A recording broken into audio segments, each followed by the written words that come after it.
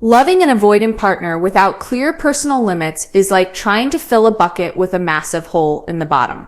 No matter how much love, patience, and understanding you pour in, it will never be enough to create the emotional fullness and security that healthy relationships provide. The emotional limit: how much of yourself you can give without losing yourself. The most crucial limit to establish when loving an avoidant is your emotional limit. The maximum amount of emotional energy, patience, and accommodation you can provide before you begin to lose your sense of self and emotional well-being. This limit exists because emotional resources are finite, and consistently giving more than you receive creates a deficit that eventually leads to resentment, burnout, and loss of your authentic identity.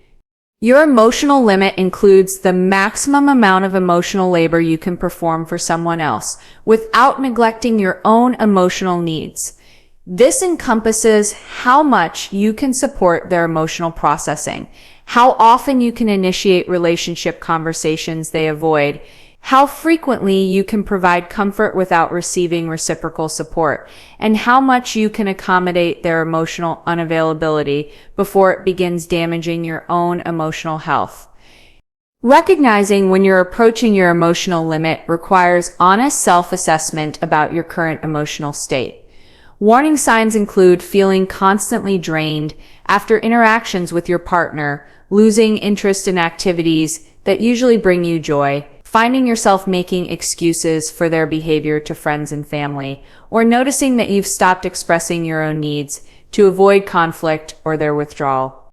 The emotional limit also encompasses how much uncertainty and inconsistency you can tolerate before it begins affecting your mental health and ability to function in other areas of your life. Loving someone whose emotional availability fluctuates unpredictably creates chronic stress that can manifest as anxiety, depression, hypervigilance, and difficulty concentrating on work, friendships, or personal goals. Your emotional limit should account for the cumulative effect of their avoidant behaviors over time. While you might be able to handle occasional emotional distance or inconsistency, the sustained pattern of avoidant behavior creates wear and tear on your emotional resources that becomes increasingly difficult to manage without clear boundaries and limits. Establishing your emotional limit also means recognizing the difference between supporting a partner through temporary difficulties and enabling chronic patterns of emotional unavailability. Supporting someone through a specific challenge or stressful period is part of a healthy partnership, but accommodating ongoing patterns of emotional withdrawal that never improve despite your investment represents crossing your emotional limit. Your emotional limit should also include protection for your other relationships and life areas. When loving an avoidant partner begins to negatively impact your friendships, family relationships, work performance, or personal growth, you've exceeded your emotional limit and need to reassess whether the relationship is sustainable without significant changes. The most important aspect of your emotional limit is understanding that it's not negotiable or adjustable based on how much you love someone. Your emotional capacity is what it is, and trying to exceed it consistently will eventually lead to emotional exhaustion, resentment, and the deterioration of your own mental health and well-being. The time limit: how long you can wait for change. Every relationship with an avoidant partner needs a time limit, a clear endpoint for how long you're willing to invest in someone who may never develop the emotional capacity necessary for the kind of partnership you want and deserve. This limit protects you from spending years or decades hoping for changes that may never materialize while missing opportunities for relationships that can meet your needs. Your time limit should be based on a realistic assessment of how attachment patterns change, not on romanticized notions about love conquering all obstacles. Research shows that significant changes in attachment patterns typically require years of consistent therapeutic work and personal commitment to growth. If your partner isn't actively engaged in this work, your time limit should be much shorter than if they're demonstrating genuine commitment to change. The time limit should also account for your own life goals and timeline for relationship milestones. If you want marriage, children, or other significant commitments, within specific timeframes. You cannot afford to spend indefinite time hoping an avoidant partner will become capable of these commitments. Your time limit must align with your personal timeline for the life you want to create. Establishing a time limit requires honest conversation with your avoidant partner about their capacity and willingness to address their emotional limitations. If they're unwilling to acknowledge that their avoidant patterns create relationship problems or refuse to commit to working on these issues, your time limit should be immediate rather than extended. Your time limit should include specific benchmarks for the kind of progress you need to see to justify continued investment in the relationship. These benchmarks might include consistent emotional availability, willingness to discuss relationship issues, participation in therapy, or demonstrated effort to meet your emotional needs. Without measurable progress toward these goals, your time limit should prompt relationship evaluation. The time limit also needs to account for the opportunity cost of continued investment in a relationship that may never fulfill your needs. Every year you spend hoping an avoidant partner will change is a year you're not available for relationships that could provide the emotional partnership you're seeking. This opportunity cost becomes more significant as you age, and your options potentially become more limited. Your time limit should be communicated clearly to your partner, not as an ultimatum, but as important information about your needs and timeline. They deserve to know that your investment in the relationship isn't indefinite and that you need to see specific changes within specific timeframes to continue building a future together. Most importantly, your time limit must be enforced consistently.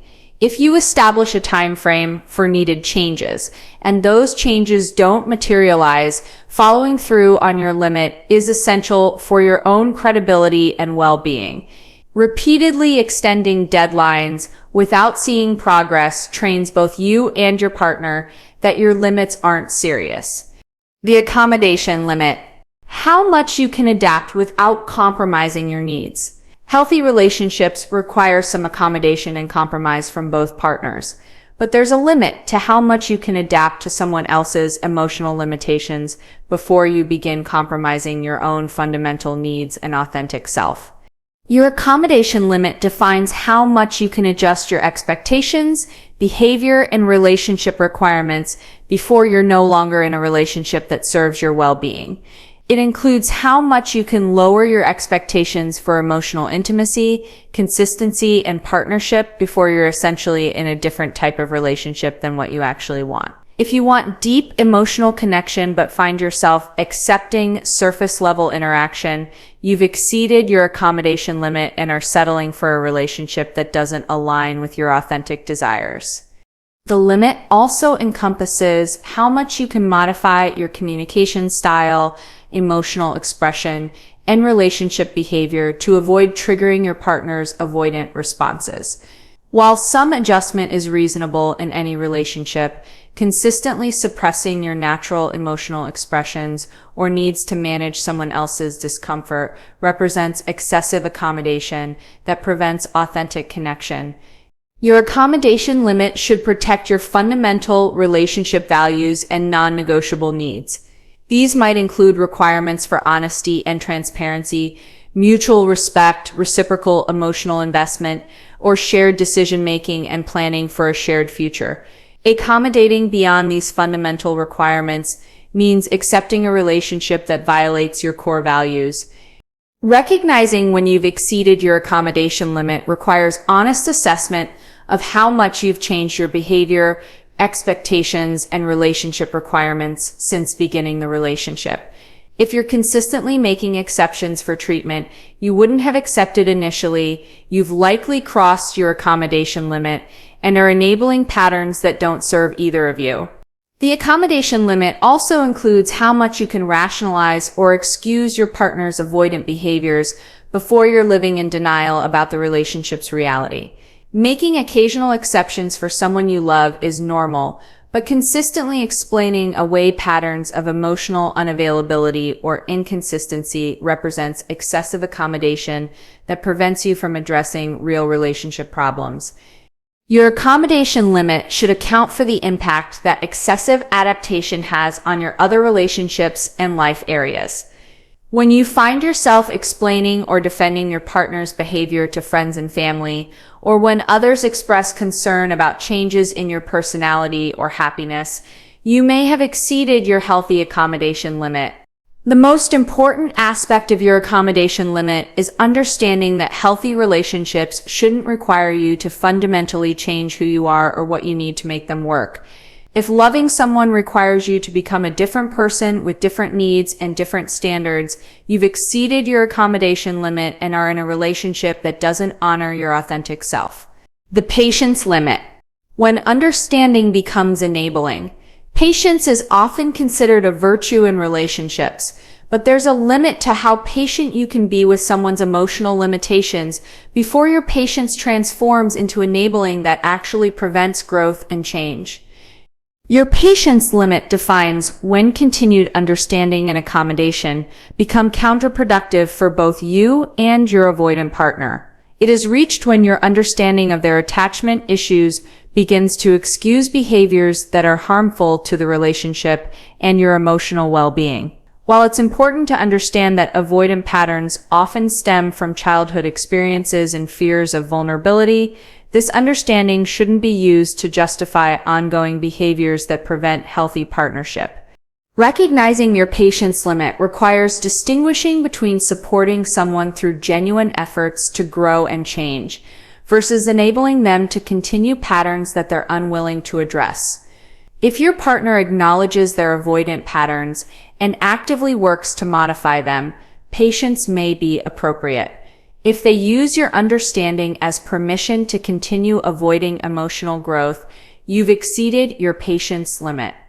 Your patience limit also encompasses how long you can wait for someone to become ready for the kind of relationship you want without losing hope, developing resentment, or becoming emotionally detached yourself. Excessive patience can lead to your own emotional shutdown as a protective mechanism against continued disappointment and unmet needs. The limit includes how much you can tolerate promises of future change without seeing consistent evidence of actual progress. Avoidant partners often promise to work on their emotional availability or relationship skills without following through on these commitments. Your patience limit should be based on actions rather than promises or intentions. Your patience limit should also account for the impact that extended waiting has on your own emotional development and relationship skills. When you spend years being patient with someone's inability to meet your needs, you may lose touch with what healthy relationship dynamics feel like, or forget what it's like to be with someone who can reciprocate your emotional investment. The patience limit needs to include protection for your own timeline and life goals. If you're being patient while waiting for someone to become ready for commitments like marriage, children, or shared life goals, your patience must have clear boundaries that align with your own needs and timeline rather than indefinite waiting that may prevent you from achieving your desired life. Most importantly, your patience limit should recognize when your patience is actually harming your partner by preventing them from experiencing the natural consequences of their avoidant behaviors. Sometimes the most loving thing you can do is stop being patient with behaviors that aren't serving either of you and allow them to face the reality of how their emotional limitations affect relationships. The hope limit. When optimism becomes self-deception, hope is essential for any relationship survival, but there's a limit to how much hope you can maintain for someone's potential while ignoring the reality of their current capacity and demonstrated behavior patterns. Your hope limit protects you from spending your life investing in someone's potential rather than accepting who they actually are and what they can currently provide. It is reached when you find yourself consistently focusing on rare moments of emotional connection while ignoring the predominant patterns of emotional distance and unavailability. While it's natural to hold on to positive experiences, using these exceptions to fuel hope for fundamental change represents excessive optimism that prevents realistic relationship assessment. The hope limit also encompasses how much you can believe in someone's ability to change without seeing consistent evidence of their commitment to personal growth and development.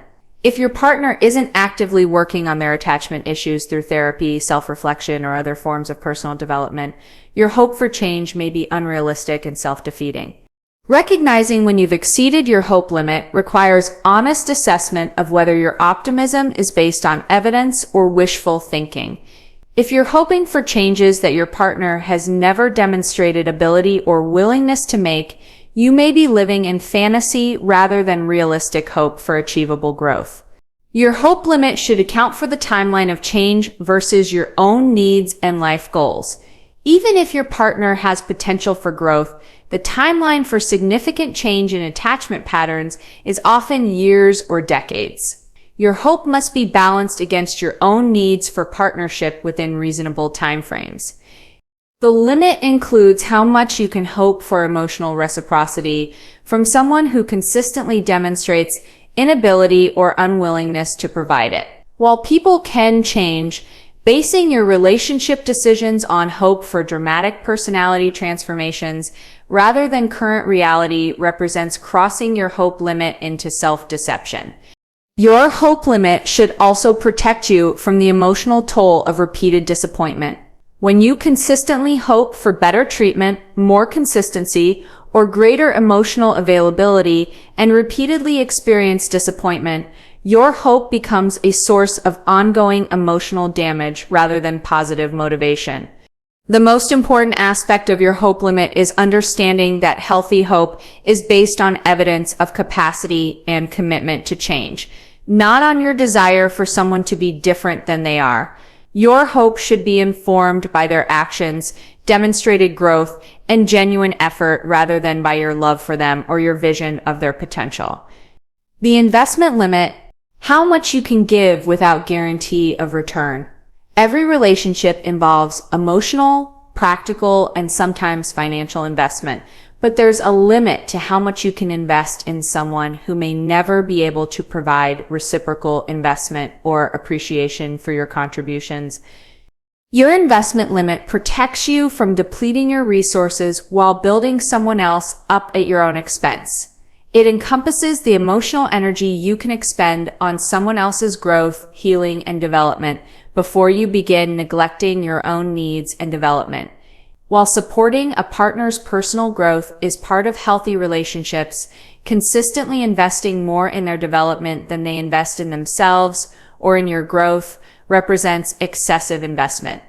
The limit includes how much practical support you can provide, help with their goals, assistance with their responsibilities, or accommodation of their needs without receiving reciprocal support for your own goals and needs. Healthy relationships involve mutual support and investment rather than one-sided giving that depletes your resources. Your investment limit should account for the opportunity cost of your resources. Every dollar, hour, or unit of emotional energy you invest in someone who can't reciprocate is investment you could be making in yourself, other relationships, or partners who can appreciate and match your contributions. This opportunity cost becomes significant over time.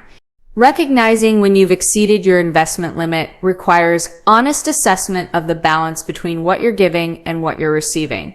If you're consistently the one initiating, planning, supporting, and accommodating while receiving minimal effort in return, you've crossed your investment limit and are in an unsustainable dynamic. Your investment limit should include protection for your own goals, dreams, and development. If investing in your avoidant partner requires you to sacrifice your own growth, opportunities, or well-being, you've exceeded healthy investment levels and are harming your own future prospects. The limit also encompasses how much you can invest in someone's potential rather than their current reality. While some investment in growth and development is normal, consistently investing based on who someone might become rather than who they currently are represents excessive speculation with your resources. Most importantly, your investment limit should be based on reciprocal appreciation and investment rather than one-sided giving. Healthy relationships involve both partners investing in each other's well-being and growth, not one person consistently giving while the other consistently receives without equivalent contribution. The self-respect limit. When love begins to compromise your dignity, perhaps the most important limit to maintain when loving an avoidant partner is your self-respect limit, the point beyond which continued accommodation, patience, or investment in the relationship begins to compromise your dignity and self-worth. Your self-respect limit is crossed when you find yourself consistently making excuses for treatment that you would advise friends to leave, accepting behavior that violates your stated values and standards, or explaining away patterns that you know are harmful to your well-being. Self-respect requires honest acknowledgement of what you're experiencing rather than rationalization of unacceptable treatment. The limit includes how much you can pursue someone who consistently withdraws from you before you're essentially chasing someone who doesn't want to be caught. Self-respect requires recognizing when someone's avoidance is a message about their feelings or capacity rather than a challenge for you to overcome through increased effort. Your self-respect limit encompasses how much you can minimize your own needs and desires to accommodate someone else's limitations before you're no longer living authentically or advocating for your own well-being. Healthy self-respect requires maintaining your needs as important rather than consistently sacrificing them for someone else's comfort. The limit also includes how much inconsistent treatment you can accept before it begins to erode your sense of worth and your ability to recognize healthy relationship dynamics. When you become accustomed to minimal effort and inconsistent attention, your standards may drop below what you actually deserve and need. Your self-respect limit should protect you from becoming someone you don't recognize or respect in your efforts to maintain a relationship. If loving someone requires you to become desperate, clingy, overly accommodating, or constantly anxious, you've crossed your self-respect limit and are damaging your own character. The limit includes how much of your authentic self you can suppress to avoid triggering your partner's avoidant responses before you're no longer being genuine in the relationship. Self-respect requires being able to express your natural emotions, needs, and personality rather than constantly managing yourself to accommodate someone else's discomfort. Most importantly, your self-respect limit should ensure that your love enhances rather than diminishes your sense of worth. Healthy love should make you feel more confident, secure, and valuable, not less worthy, more anxious, or constantly questioning your own perceptions and needs. The reality limit. When hope must yield to truth, the final and perhaps most difficult limit to maintain when loving an avoidant partner is your reality limit, the point at which you must accept the truth about their current capacity and likely future, rather than continuing to hope for changes that may never materialize. Your reality limit requires accepting that people's attachment patterns, while capable of change, typically require years of consistent therapeutic work and personal commitment to modify significantly. If your partner isn't engaged in this level of personal development work, the reality is that their current patterns are likely to persist indefinitely. The limit includes accepting that your love, patience, and understanding alone cannot heal someone else's attachment wounds or create emotional capacity that they haven't developed. While your support can be valuable for someone who is actively working on their emotional growth, it cannot substitute for their own commitment to change. Your reality limit encompasses accepting that some people simply aren't capable of the kind of emotional intimacy and partnership that you want and deserve, regardless of how much you love them or how much potential you see in them.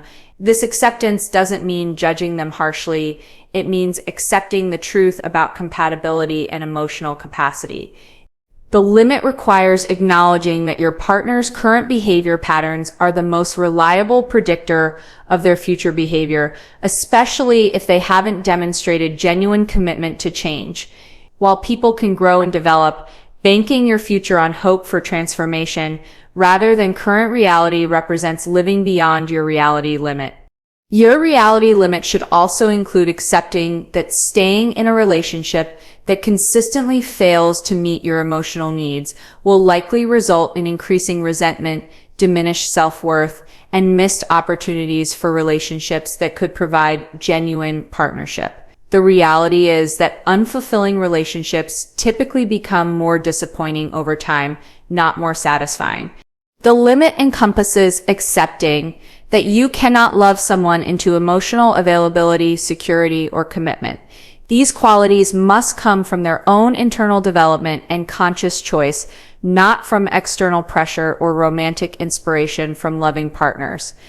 Most importantly, your reality limit should help you accept that choosing to leave someone you love because they cannot meet your needs is not failure, it's wisdom.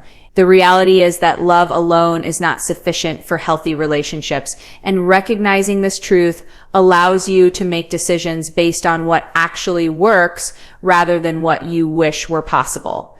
Protecting your limits, implementation strategies. Knowing your limits is only valuable if you consistently protect and enforce them. This requires developing specific strategies for recognizing when you're approaching your limits and taking action to maintain them before you cross into territory that damages your well-being or enables unhealthy relationship dynamics. Regular self-assessment is essential for monitoring your limits.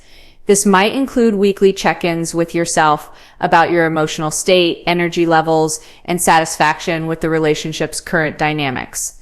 Journaling can help you track patterns and notice when you're beginning to approach your limits in various areas.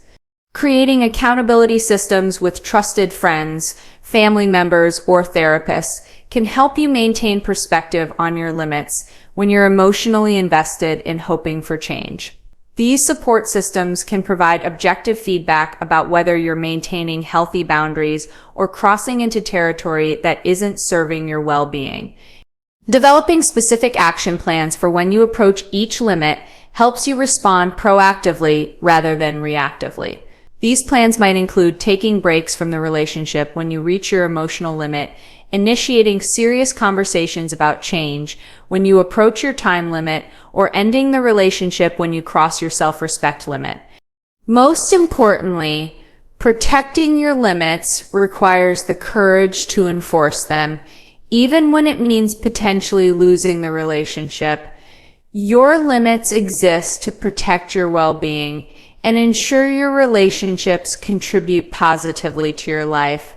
Maintaining them honors your worth and creates the possibility for either relationship improvement or the space for healthier connections to develop.